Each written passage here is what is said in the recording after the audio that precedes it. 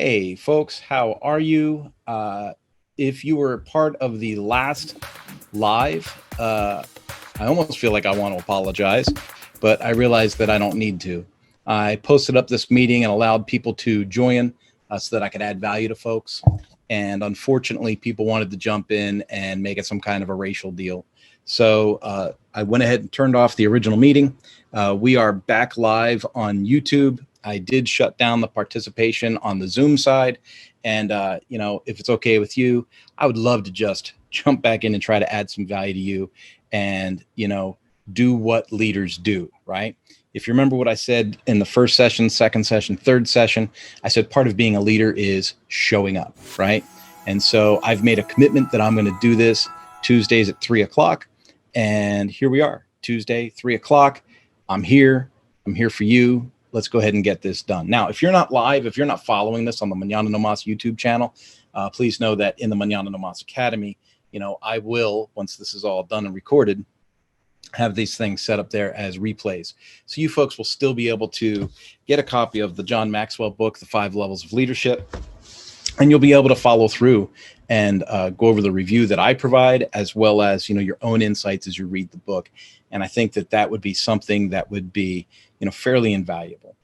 I can tell you in my personal and in my professional life, the wisdom I gain out of the John Maxwell material is tremendous, right?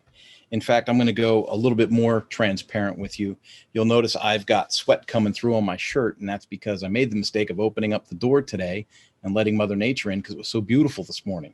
And then before I knew it, boom, within a span of a half hour, the temperature had gone up like 25 degrees. So I'm like, what am I going to do, right?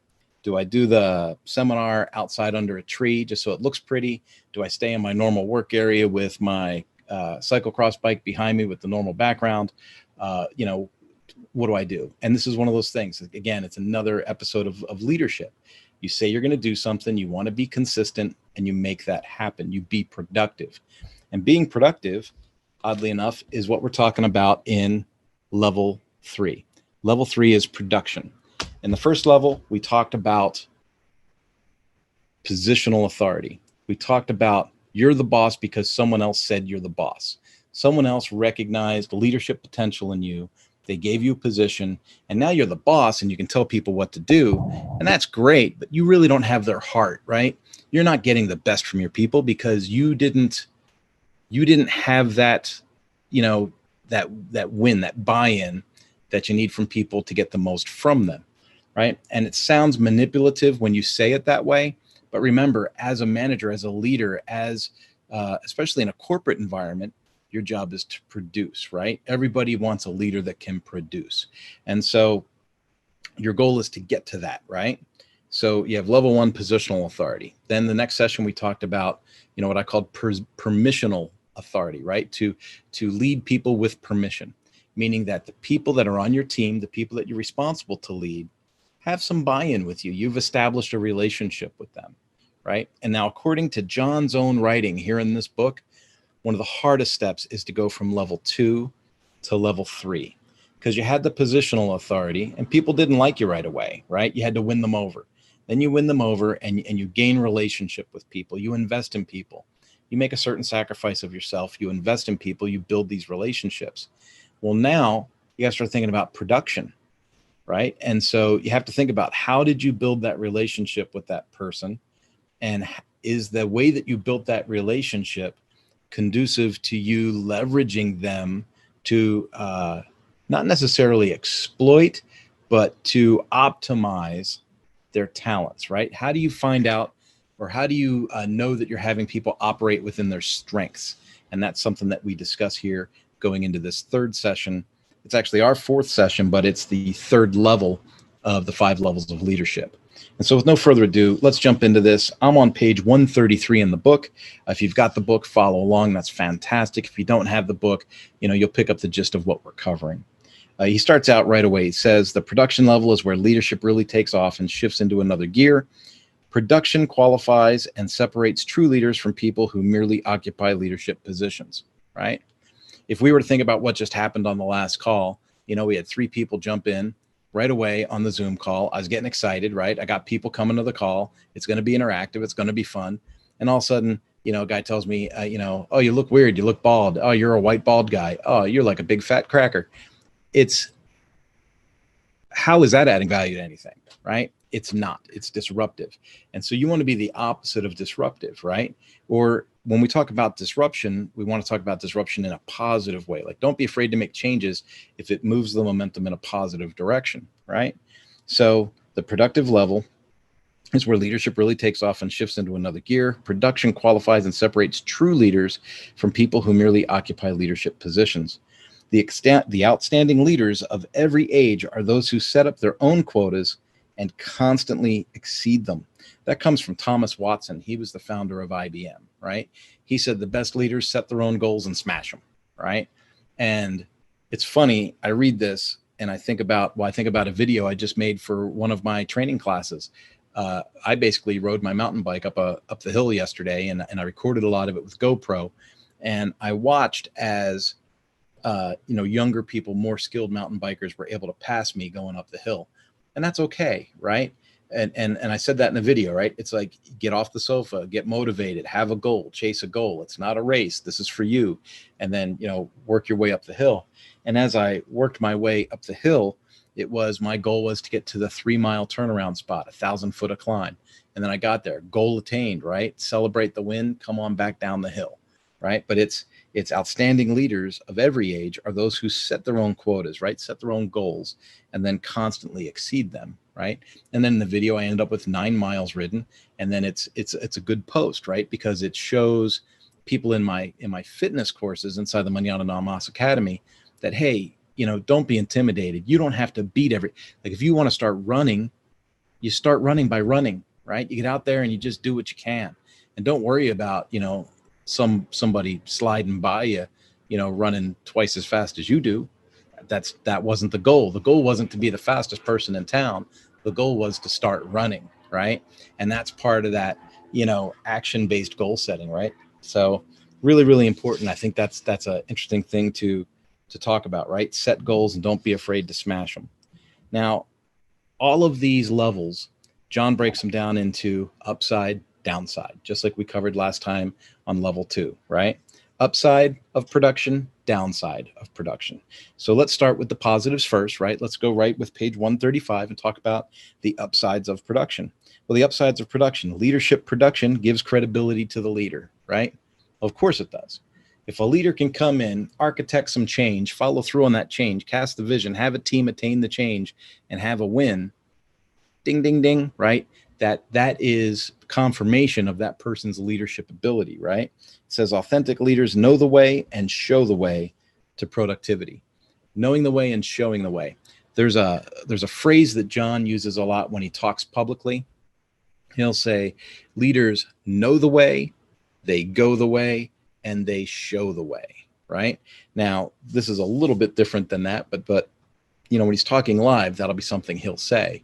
He'll say, great leaders, man, they know the way, they go the way, and they show the way. And that is huge, right? Because that embodies, it's what a simple way to say this is what a leader does, right? But that's what he's talking about there. Authentic leaders know the way and show the way to productivity. So the next thing says, level 3 leaders take their people where they want them to go. They don't send them there. I always think of that movie, and I can't remember the name of it. I'm sorry, but it's the one where Mel Gibson is a commander in the army. I think it was the Army. He was the first one off the helicopter, right? And he was the last one off the ground into the helicopter. Like, he was the first one in the battle, last one out of battle, and led his team, right? That's what they're talking about there, right? Leaders take their people where they want them to go. They don't just send them there, right? They're more like tour guides than travel agents. Why? Because people always believe what we do more than what we say. Therefore, the credibility of a level 3 leader can be summed up in one word: example, right?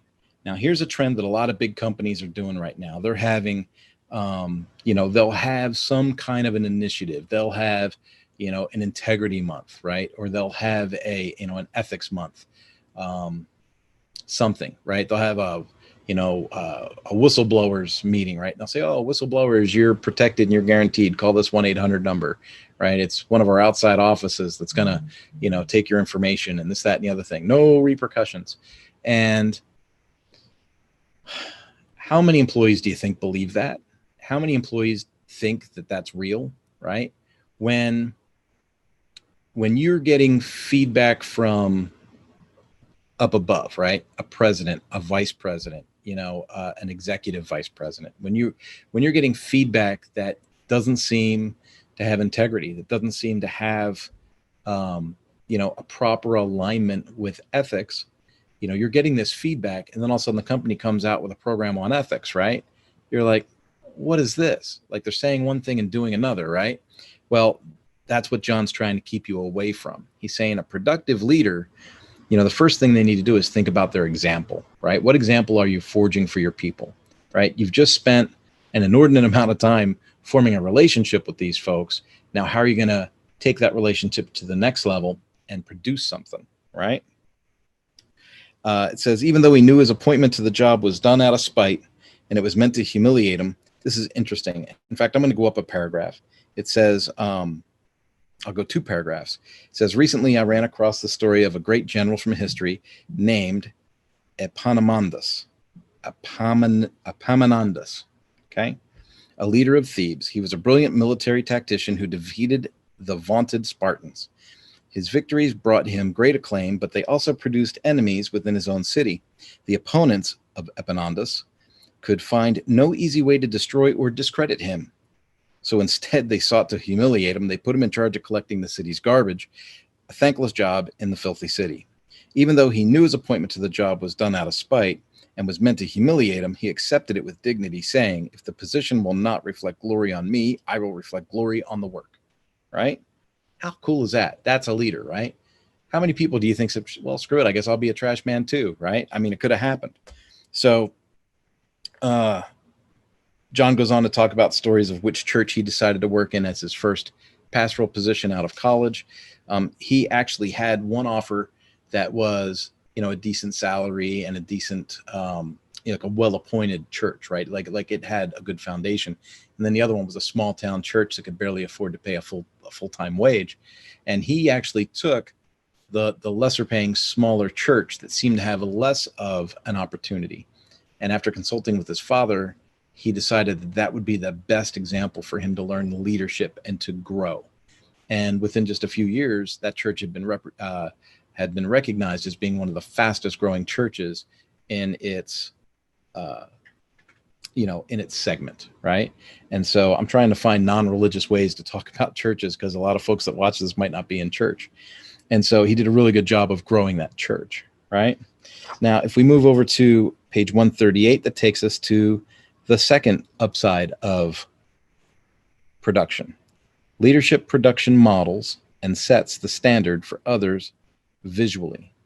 Okay, that's important. It says leadership production models and sets the standard for others visually. People remember what they see. They remember what they experience, right? It's like when John says, people don't care how much you know until they know how much you care, right? That's a visual experience. That's an experiential thing, right? And so that's the same thing that we have here. And as he goes on, he tells some other stories here, but he has a part that I highlighted. It says, that's how it is in leadership. Productivity puts people at the head of the class. And when the producer has already done the slower work of building relationships on level 2, his or her leadership really takes off. Further down on page 139, it says, if you can develop solid relationships with people and you can produce, you can be an effective leader, right? I can be transparent on this. It's not a secret. When I took over the training at Ducati, right? They did all live classes. They didn't have any online representation that they were doing at the time as far as Ducati North America went. And it was a 2-week in-person course that they had a contractor do. Well, I decided to take a little more than half the content and make it virtual. And then I decided to take the remaining, less than half the content and make that part of an instructor-led course that was 1 week instead of 2 weeks. And then we added to that course, the more modern content that the factory had provided. And then by doing that, we were able to actually double the amount of technicians that we're able to put through training while lowering our costs. It was a really revealing situation. And so when I think about my experience as a corporate trainer, it's like, first I had the authority because of my position. Then I built relationships with the field representatives that were open to having relationships built. There were people that I kind of won to my team, if that makes sense. There were technicians that had come to class. Some were very skeptical because I was new, and some were pretty open-minded. Those open-minded ones became friends that I still have to this day. And then by taking the corporate structure and restructuring it with the tools I have for productivity, I was able to enter that third level of leadership in that position, as increasing productivity while maintaining the relationships and honoring the position. Right. Remember, as you go up the levels of leadership, you're still obligated to maintain all the other previous levels. Right. So number three, remember, this is the upside of production leadership. It says leadership production brings clarity and reality to the vision.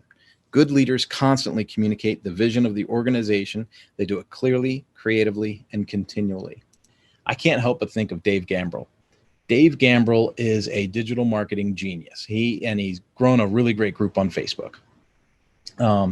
Digital marketing. I feel bad that I can't remember the actual name, right? But it's Dave Gambrill Digital Marketing, and he says, build your email list, build your email list, build your email list, build your email list. And right when you think you can't hear him say it one more time, he says it again. Right. And that's because he speaks it clearly, creatively, and continually. He's very driven on that subject phrase. Right. So he brings clarity and reality to that vision. Now, can you think of an example where, think about your place of employment and think, was there ever a direct supervisor that just refused to get his hands dirty, that refused to do the job, that because of position did not jump in and side by side with the troops and make things happen, right? Well, that happens in a lot of companies, right?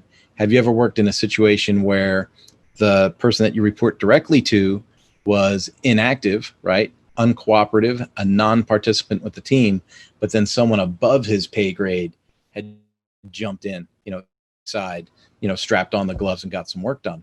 Well, if that happened to you, that would be similar to the story we have in the book about George Washington. It says here, one day, the American Revolutionary War, George Washington rode up to a group of soldiers trying to raise a beam to a high position. The corporal, who was overseeing the work, kept shouting words of encouragement, but they couldn't manage to do it. After watching their lack of success, Washington asked the corporal why he didn't join in and help. And the corporal replied quickly, "Do you realize that I'm the corporal?" Washington very politely replied, "I beg your pardon, Mr. Corporal, I did."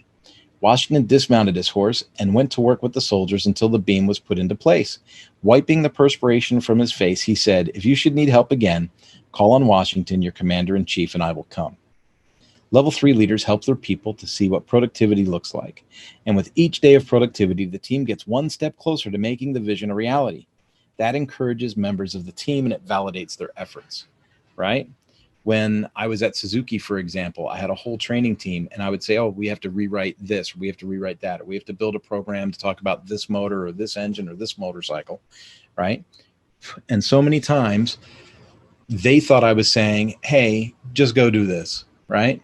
And then with a little bit of time, I would say, hey, let's take a look at where you're at. Okay, do you have an outline? Great, let me help you with the outline. Do you have an outline? Oh, you do, great. Let me help you extrapolate that outline and make some text to go with this. Or, hey, you're making the graphics. Do you want me to help you write the script out for these pages, right? Or, hey, do you have the script done? Great. Let me proofread that so I can make it more literal, right, for the translator, right? And so there's all kinds of ways that as a leader, we're able to jump in with our people and show example that we can produce with them. When we produce with our people, right, what do? We get people that are more apt to do more, right? Where we're trying to raise productivity, keep morale high, and keep things going. There's a part in the book where he says, what comes first, high morale or high productivity? And that's a chicken or egg question, right? If you don't have productivity, morale will quickly fall anyway, right? If you have high productivity, morale generally stays pretty high, right? Now, in places that I consult with in the power sports industry, when I work with dealerships, once I help improve productivity and efficiency in a shop, everybody's making more money because most of them are paid on commission for the work performed. So you can imagine, right? I show you a little bit of leadership. I show you some techniques. I show you some communication with customers. I show you how to increase your productivity inside your shop. And some of the time, it seems like it's more work, right? It seems like, oh, this is a pain in the butt. But then next thing you know, everybody's making more money and the morale climbs. Once the morale climbs, the productivity even goes up more, right? So that is a really cool thing that can spool up on you. Okay. Number 4, by the way, was leadership production solves a multitude of problems, right? And so it's like when you're busy, when work's getting done and you're knocking projects out left and right, it's kind of hard to complain about the small stuff, right? So it solves a multitude of problems. Leadership creates momentum. Now, if you were part of Leadership when I covered that book with you, or if you've read the 21 Irrefutable Laws of Leadership, you know that momentum is one of the laws of leadership.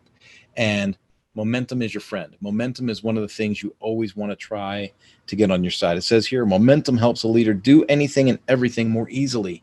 Absolutely, man. Once you got some motion to your thing, it's amazing how things can go. In fact, John puts here, and I highlighted it, he said, that's why I often advise leaders to spend less time trying to fix problems and more trying to create momentum, right? And he used Apple as an example to make that statement. He was saying, Apple was kind of struggling, and then they forged forward. Instead of trying to fix all the problems with why their company wasn't advancing, they just moved forward with momentum and, throughout the iPod and the iPhone and all these things. And next thing you know, Apple's moving and grooving, right? And so he says, that's why I often advise leaders to spend less time trying to fix problems and more trying to create momentum, right? Now, momentum's interesting. There are momentum takers, right? A vast majority of people won't start anything, nor do they stop anything. They just go along for the ride. If momentum is moving, they move with it. If it is stopped, so do they. Their productivity and effectiveness are based almost entirely on what others do to make things happen in an organization. Those are momentum takers. Then there's momentum breakers. There's people that actually, hate seeing something move forward, and they do everything they can to kind of be that obstacle and not make something happen, right? And then there's momentum makers. The final type, momentum makers, are level 3 leaders. They produce, they make things happen, and they create momentum. That's what you want to be, right? You want to be a momentum maker. Number 6, leadership production is the foundation for team building. Now, some will argue with this. They'll say, well, didn't you talk about team building with level 2, with relationships and getting to know people? Well, you're starting to build your team. Yes, absolutely. But production is what really glues the team together, right? And so that's part of what John's talking about there. If you succeed as a level 3 leader and you're productive and you've built relationships with your team, everything is going to start to glue together. And as that morale increases and the productivity continues to climb, things just seem to pick up a life of their own, right? Now, there's upsides and there's downsides. So what are the downsides of production? It says the weight of leadership just got heavier. Number 1, all great leaders are productive. However, it is possible to be a producer and not a leader. John's mentioned this in other books that I've read, and it's pretty clear. I go to salespeople a lot. Very rarely would I take my number 1 salesperson, pull him out of the field. Let's say he's a traveling salesperson. Very rarely as a leader, would I want to pull that guy out of the field and say, well, you're the team lead, you're the sales lead, you're the sales manager, you're the whatever term it is, right? Whatever that is, because chances are he was operating in his strength, which was being on the road and selling, right? Managing a bunch of other salespeople, he might be great at building a relationship with his clients, but now he needs to be able to teach others how to build relationships. And that's a very, very difficult thing to transition to if you're not already prepared or trained to do so, right? The part that I highlighted in this section was organizations all over the world make the mistake of putting high producers into leadership positions only to watch them fail to lead well. He says, I've done that. I've seen someone make things happen, and I thought, wow, this person is going to be a fantastic leader, only to have that person continue to make things happen for himself, but ignore and demoralize his team. That's not leadership. In my field, in the power sports field, someone might say, oh, hey, this is my number one technician. I'm going to promote him and make him the service manager. He can be a working manager. He can still work on some bikes, but I need him at the counter to help the customers more, right? Well, what happens is he's the number one tech. He's going to take the number one jobs. He's going to take the things that he wants to work on, and he's going to delegate the rest of the crap to the team that doesn't even want to work for him in the first place, right? He might have been a great technician, but he's not a great leader. He hasn't been trained in how to build relationships and communicate and lead people. And worse, he might not even have any formal customer communications training, which means he's going to destroy that front counter, because technicians generally, unless they've had the training to deal with customers, generally don't communicate well with customers at a customer level, right? And so that's a really weird deal. 3, production leadership requires making difficult decisions. Absolutely. T. Boone Pickens said, you have to be willing to make decisions. That's the most important quality in a good leader. And some of those decisions don't come easily. Some of them are very difficult to make. Further down at the bottom, I've got some bullets. That's my daughter. Do you want to see my daughter? No. Oh, she doesn't want to be seen? She doesn't want to be seen. I mean, I can be seen, but like, what is it? I'm doing a John Maxwell book study on the 5 levels of leadership. Oh, cool. Do you want to see one of the people I lead? She's right here. Oh, okay. Hi, baby girl. Hi. You're over here because that's on a delay. Oh, okay. I love you. Love you too. Have a good day. Bye. That was my ring light that she kicked across the room. Okay.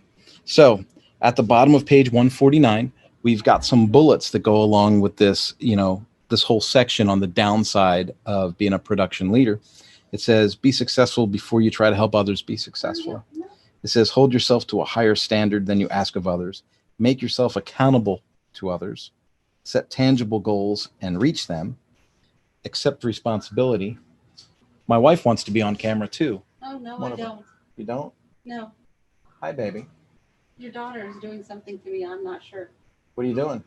You look fancy in your hat and coverall. Yeah, she got me dressed. I'll see you later. And now she's taking me somewhere. Okay.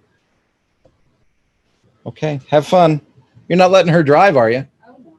Okay. Next is accept responsibility for personal results. Admit failure and mistakes quickly and humbly. That one is one that I learned myself. I don't want to say the hard way. I want to say that once I embraced it, things got much, much easier. When you screw something up in front of the team, just tell them, hey, team, I'm really sorry. I screwed this up. Or, hey, I know I told you guys to work on this for the last 2 weeks, but we need to go in a different direction now. I apologize. Let me show you why and what we need to do next. And it's amazing once you take responsibility for something and you say, man, I'm sorry. I wish I could make it better, but we got to move on to the next thing. You have their buy-in. That works to establish more relationship. You think you're making yourself look weak by admitting fault, but you're not. You're making yourself look strong because you're strong enough to admit fault. Okay? And I know that one from personal experience. I'll take that all day long. It says, ask from others only what you have previously asked. Gauge your success on results, not intentions, and remove yourself from situations where you are effective, right? And later, John talks about the Pareto rule, right? The Pareto law. And so maybe we'll talk about that a little bit more then. But you want to focus on your strengths as a leader. You want to focus on what makes you productive. And you want to find other people that have strengths in your weak areas so that they can pick up that slack, right? Super, super important.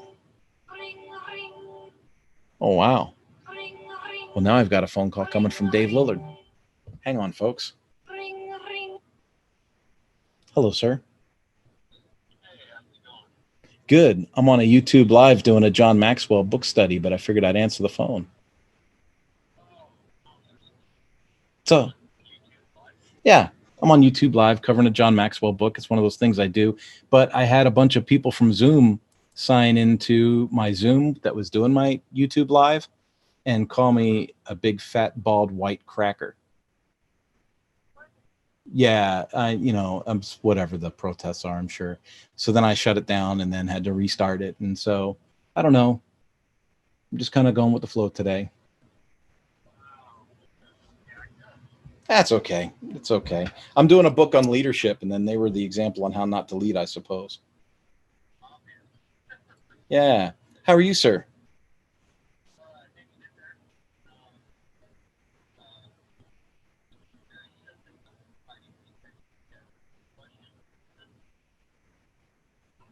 Did I have some questions?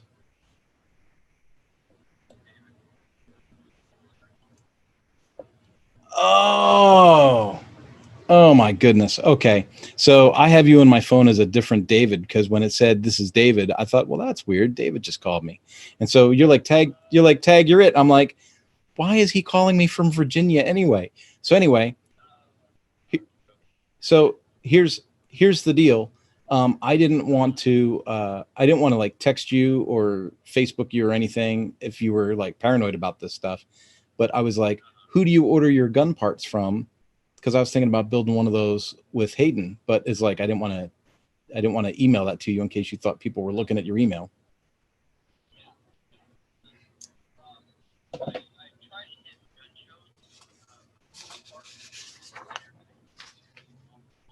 Yeah.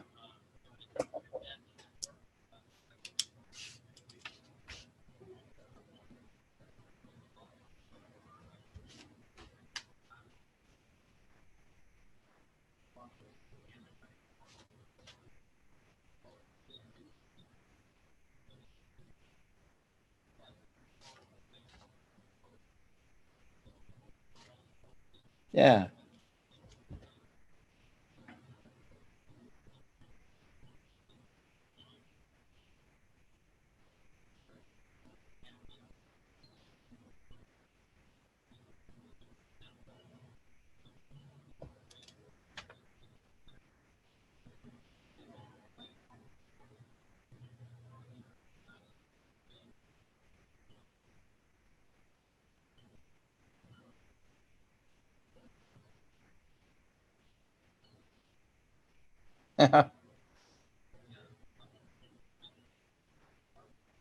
Yeah, well, Hayden really liked it, you know what I mean? And Rainey even showed interest. And so I was like, well, if they're interested, I'll just go ahead and get the stuff and we'll build them. What the heck? It'd be kind of fun.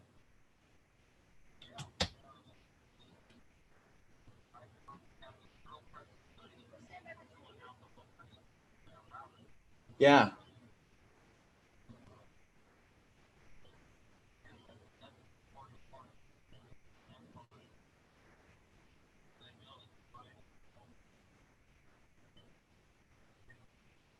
Yeah.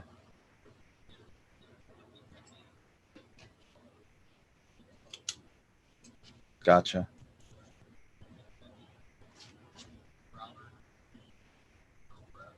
Yeah. And I get discounts at Harbor Freight, so I'm good to go.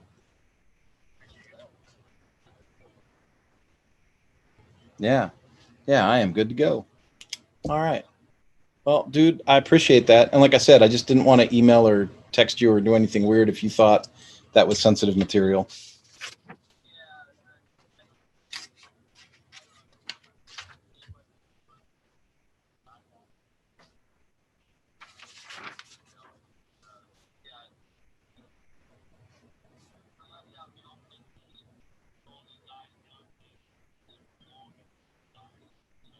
Yeah. Yeah. No, I get it.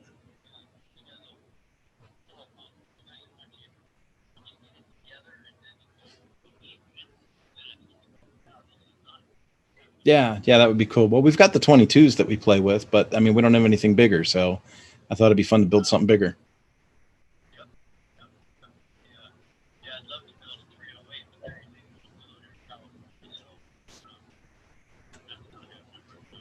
Well, if I move, you can come visit me and build it there. All right. Cool, man. Well, thanks for calling me back. No, no, no. It's all good, man. It's all good. I'll talk to you soon. I'm going to get back to my show. Bye bye.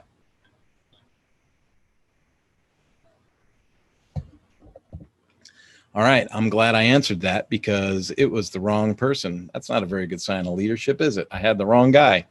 So let's get back to the book, back where we were.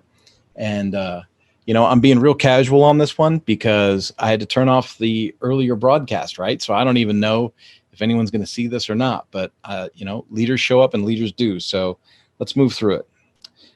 Let's go on to the best behaviors of level 3. Okay. And this is starting on page 151. So the best behaviors on level 3, how to make the most of production and leadership. Well, the first thing he says is understand how your personal giftedness contributes to the vision.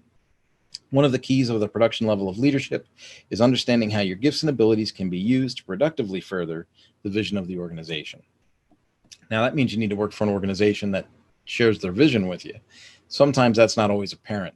Sometimes you can be working your fanny off to grow a company's like wholesale numbers, only to find out that the company is actually trying to, assess a value to their assets and liquidate, right? And go chapter 11 or 13 or something like that. And so if you don't know what the vision of the company is, it's hard for you to apply your skill set to meet that vision. But it's important that if you know what the vision is, that you apply your skill set to get you there. Okay. Some bullet points there that John wanted to talk about, and he was talking about his strengths, right? So we had to recognize what his strengths were then, right? If you're going to leverage your strengths to define the vision of the company, then what are your strengths? And in John's case, he put, influencing people, connecting with people, communicating with people, and creating resources to help people. Okay. So those are his strengths. And what he says there is he says, the more focused you are within your talents, the more rapid the rate of growth and the greater you increase your overall potential to be a productive leader. Focus on your strengths, right? Later, we're going to talk about the Pareto rule, right? So when we talk about the Pareto law, you'll understand why I'm saying focus on your strengths, right? We're going to get to that. I'm going to cover that better for you. Number 2, cast vision for what needs to be accomplished. Productive leaders create a clear link between the vision of the organization and everyday production of the team, right? So understanding the vision versus the individual production, right? So what's the vision? What's the big picture? Level 3 leaders help define success within the vision, and level 3 leaders help people commit to the success of the vision. Also says that level 3 leaders help people experience success. It's very important. I say celebrate the wins. Not everyone says it like that. Maybe it sounds corny, but I say, man, you got to take a moment to celebrate the wins. And if you're a good level 3 leader, you're going to help your people to celebrate the wins along the way as well. And you want to acknowledge the wins when people have them. You don't want to just gloss over things. You want to make sure that you acknowledge people where they're at and thank them for their efforts. Okay. Level 3, begin to develop your people into a team. And I highlighted a whole paragraph. I put, when you get to level 2 with people in your organization, they begin to like being together. But when you go to level 3, they begin to work together. Production makes team building possible.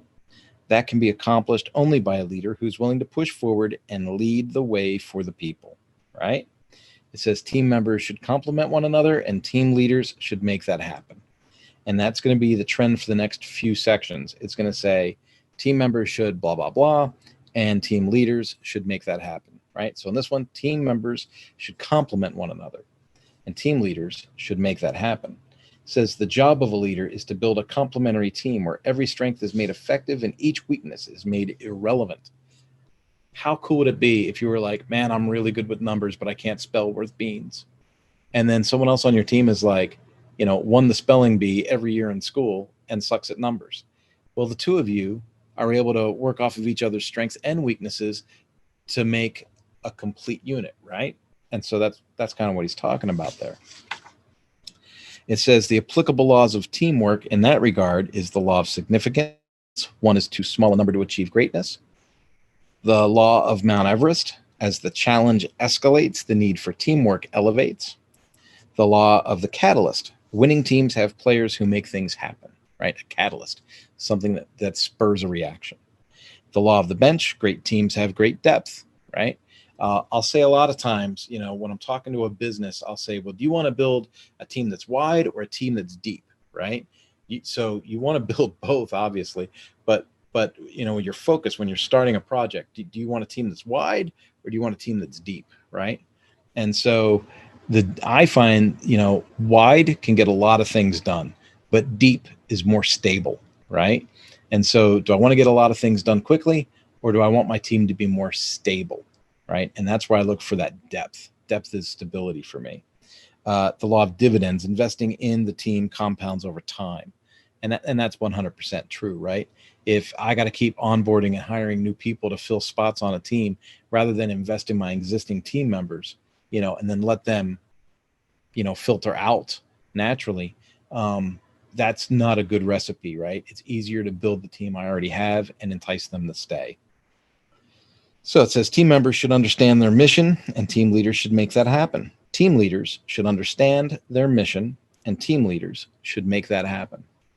It says, as you lead people on level 3, don't take for granted that they know what you or believe what you believe. Don't assume they understand how their talents and efforts are supposed to contribute to the mission of the team. Communicate it often. So the applicable laws of teamwork, the law of the big picture, a goal is more important than the role. The law of the niche, all players have a place where they add the most value. The law of the compass, vision gives team members direction and confidence. And the law of the price tag, the team fails to reach its potential when it fails to pay the price. So, folks, I don't know if you've realized this or not, but I've dropped about 25 gold nuggets so far, and we're only halfway through the section. So, take notes. If you need to, go back and find the video. Go back to Mañana no Mas Academy. Look up the course when it's published, and you can go back and you can go through these things multiple times like a resource, because there's a lot going on here. It says team members should receive feedback about their performance and team leaders should make that happen. Well, you want people to understand where they're at. You want people to know their wins and their failures, right? And failure is not a bad thing. You can fail forward. You learn from your mistakes. So that's not a bad thing. You want to make sure people get that kind of feedback. The applicable laws of teamwork there is the law of the chain. The strength of the team is impacted by its weakest link. The law of the bad apple. Rotten apples ruin a team. The law of countability. Teammates must be able to count on each other when it counts. And the law of the scoreboard. A team can make adjustments when it knows where it stands. You have to give them feedback so they know if they're doing good or bad or need room for improvement, right? It says team members should work in an environment conducive to growth and inspiration. Team leaders should make that happen.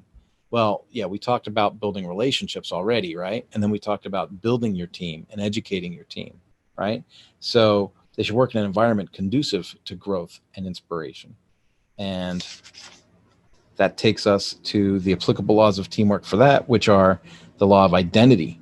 Shared values define the team. The law of communication. Interaction fuels action. Action's super important for being productive, right? So interaction fuels action. The law of the edge. The difference between two equally talented teams is leadership. It's having that sharp edge, right? And the law of high morale. When you're winning, nothing hurts, right? And how true is that? When you are producing, when things are good, when you have the momentum, it seems like the little things are just speed bumps, right? When you don't have momentum, when things aren't going well, the little things aren't speed bumps anymore. They're mountains. It seems like everything's just stacking up against you, right? So momentum is your friend, and the law of high morale is when you're winning, nothing hurts. Number 4, prioritize things that yield high return. What's the key in being productive? Prioritizing. And this is where we talk about the Pareto law, okay? It says the Pareto principle basically says that if you do the top 20% of your to-do list, it will yield you an 80% return on your efforts. If you've got 10 things to do and you spend 80% of your time on the top 2 things, the top 2 priorities on your list, you'll get 80% of your goals accomplished, right? And that's true with your people. It's true with teams. It's true with all kinds of walks of life, right? And so the Pareto principle says that if you do the top 20% of your to-do list, you'll yield 80% return on your efforts. And he's saying that you need to prioritize the things that need to get done. And the more you prioritize, the more successful you will be. To understand this prioritization, you'll ask yourself some questions. What is required of me? What must I do? Then what gives me the greatest return? What should I do? And then what is the most rewarding to me? What do I love to do? Right? And if you put things into that kind of perspective, you'll start to understand you can really divide some of your activities or your tasks into those types of categories and then prioritize them accordingly. It says, as you lead your team, your goal should be to help a person get to the place where they are doing their should do's and love to do's, because that is where they'll be the most effective. As a rule of thumb, try to hire, train, and position people in such a way that 80% of the time they work in their strength, 15% of the time they work in a learning zone, 5% of the time they work outside their strength zone, and 0% of the time they work in a weakness zone. Remember what I said about if somebody can't spell? If somebody can't spell, you don't put them in charge of writing the script, right? So you want to make sure that you put people where they belong. Number 5, be willing to be a change agent. It says it's very difficult to make changes when an organization is standing still. So get it going in any direction, and you will find it easier to make changes to move it in the right direction, right? Get some kind of flow. When I'm consulting with a new dealership, my strategy that I'll say a lot is I'll say, okay, well, let's perform this needs assessment, right? And I take a look at some reports and I take a look at some standings and I go, okay, this is where you're at now. This is the snapshot. We want to get here, right? So snapshot to goal. And then I'll say, well, let's do A, B, and C to try and establish ourselves on a path towards that goal. And then at 30, 60, and 90 days, we can evaluate our key performance indicators to see if we're moving in the right direction. And then if we need to make changes along the way, we can, right? When I say it that way to a new client, new consumer, it resonates. It makes sense, right? And that's what John's talking about here. Just get them moving in any direction. And then once you establish, once you can look at the key performance indicators and see, am I going in a positive direction or a negative direction? Well, then you can alter the direction of travel after that point, right? This takes vision, values, relationship, attitude, and communication. I'm going to say those 5 again for you. So in case you're writing things down, right? It takes vision, values, relationships, attitude, and communication. Now, number 6, it says, never lose sight of the fact that results are your goal. It's not enough to just be working. You've got to get to a destination, right? You've got to have a goal. So never lose sight of the fact that results are your goal. You need to have results for the work that you do. It says, good leaders keep on pushing. Leaders who reach level 3 always experience success, but not all of them capitalize on that success and go to the next level. To do that, they have to remain focused and productive, all while cultivating and preserving positive relationships. And so we've talked about a positional leader. We've talked about a permissional leader. We've talked about a productive leader, right? We've talked about the ups, the downs, and the characteristics that make somebody a good productive leader. Next, John's going to want to talk us through, what are the laws of leadership at the production level, and how do we get people to move to level 4, right? So I don't want to talk about level 4 today because I feel like we've already talked about so much, but out of the 21 irrefutable laws of leadership, let's think about some of the laws out of those 21 irrefutable laws that apply to the production level. And it's a lot. The law of respect, right? Earning the respect of your team. The law of magnetism, right? Who you are is who you attract. So if you're a good productive leader, you're going to attract productive people to your team. The law of the picture, people do what they see. We talked about that, right? You want to be an example. The law of victory, leaders find a way for the team to win. Find a way to win. Don't count losses. Don't be negative. Find a way to win. Find solutions. The law of the big Mo, momentum, right? Momentum is a leader's best friend. And I've talked a lot about momentum today. The law of priorities, we just talked about that with the Pareto principle, right? Concentrate on the top 10% of your priorities and your top 20% of your priorities, right? Kind of work yourself down, 10%, 20%. When you get to 20% of your priorities, when you're nailing that, you're going to get 80% results, right? And then that bottom 80% of your to-do list is only cleaning up that extra 20%, right? The law of sacrifice. A leader must give up to go up. We didn't talk about that too much. That's kind of a phrase from leadership when we studied that, right? But there's sacrifices involved with leadership, and sometimes you have to make a sacrifice to bump your team up a level, right? And then there's the law of the buy-in. Buy-in is people aren't going to produce for you unless they respect your position and you have their permission to lead them, and you show them by example that you know how to be productive. You get their buy-in, right? Now they're 100% in. You get their commitment to produce, and then you celebrate the wins as you get there. It says beliefs that help a leader move up to level 4.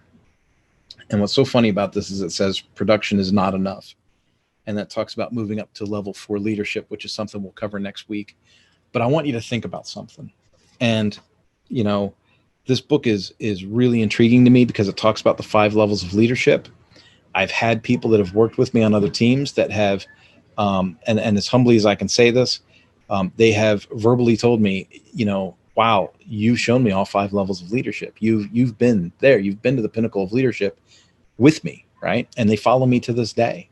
And it's super humbling, and sometimes it's a little overwhelming when you think that that's the kind of influence that you can have in your small circle. Okay.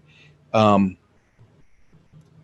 I'm going to tell you, if you get to level 3 in your leadership, you've already gotten further along in leadership than most people. Okay. That's hard to stomach.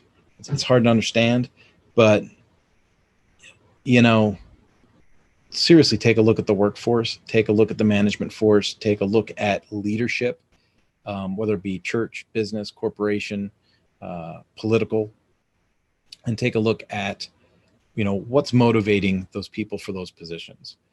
You know, is it because they add value to others? Is it because they focus on relationship? Is it because they cast a common vision for common growth for the whole organization?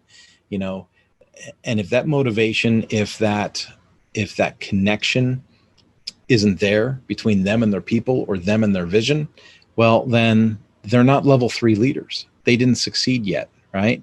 A lot of folks get stuck at level 1. A lot of folks get stuck with, I've got the position, I earned the position, I got the fancy desk, and I'm high, you know, and you're going to listen to me because I'm the boss. Some people never get past that.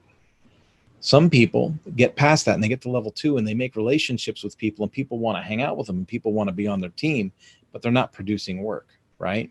That's an example where someone sacrificed the idea of productivity in order to people please, right? And people pleasing is a problem. People pleasing is part of leadership. It's another part of that book we covered last book, right? So in leadership, you talked about people pleasing being a negative thing. You need to get past that. And so you've got the positional authority, you've got the permissional authority, right? And that has to morph into productive authority, right?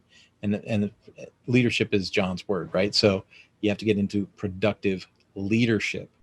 And it's so important to get there. And if you find yourself getting there, if you find yourself hitting the targets, if you find yourself making that transition and getting excited about it, take a moment, slow down, savor it, savor the win, and know that you've already gotten further than most people do in their leadership journeys. And if you can stick with me on this and you can focus to get to the next 2 levels of leadership, I'm hoping that, you know, I'm hoping there's people that have seen this that have already gotten there, right? How awesome is that to cover something again, right? To regurgitate, to re-up on something, right? Fantastic. But if you haven't, well, then I hope that this is the inspiration for you. I hope that some of what I share with you through this process is something that you can resonate with and go, wow, yeah, I want to get there. I want to help. It's not just about helping myself grow and helping my team succeed. I want to find a way to help others lead and succeed. And if that's the case, I mean, what a fantabulous win that is for everybody around. So stick with me. Next Tuesday at 3:00 in the afternoon, we will go through level 4. For now, I want to give some of those a chance to sign out. And some of you that want to stick around, I would like to pray us out of this meeting. And then, know that if you'd like, you can always see the replay in the Mañana No Mas Academy. And again, I thank you for your time and your perseverance in getting through this. So, Father God, what times you've put upon us. Father, that was the first time someone broke into a Zoom call and just kind of harassed the call. And Father, my patience, and I thank you for your wisdom, Father, that you give me to get through those things. Father, I pray for people that find fulfillment in that. I pray for people that are disruptors, people that are, I don't know if they're anarchists, Father, but that was what it felt like. And Father, I pray for them. I pray that they would find structure. I pray that they would find a more positive way to apply their energies and their resources. Father, I pray for people that may find themselves excited about things that aren't worth being excited about right now. Father, I pray for people to find a more positive way to communicate their positions. Father, I pray for people to work within the system. And Father, I pray that that your influence, Father, would be something that would come amongst the people. Father, I thank you for the gift you've given me, being able to read and absorb and to communicate the John Maxwell messages to people.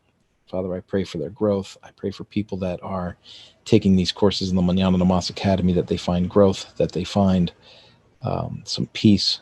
Father, that they find a way to expand and a way to celebrate the wins. And Father, I thank you for the platform and for the education you've given me to be able to provide it. In your Son's name, Father, we pray. Amen. Okay, guys. Thank you so much for coming along on the ride. I enjoy going over these products with you. In the end, I guess I'll have really no idea how many people actually see this stuff. But to me, it's my responsibility to add value to as many people as possible. And I pray that you find value in it. If you've got any comments, questions, concerns, I'd love for you to bring them to me. You can hit me up on the Mañana no Mas webpage, mañananomas.com. Just hit the contact link at the top, fill in the form, and it comes directly to me. So I'll talk to you soon. Have a very, very blessed day, and enjoy the ride. Bye-bye.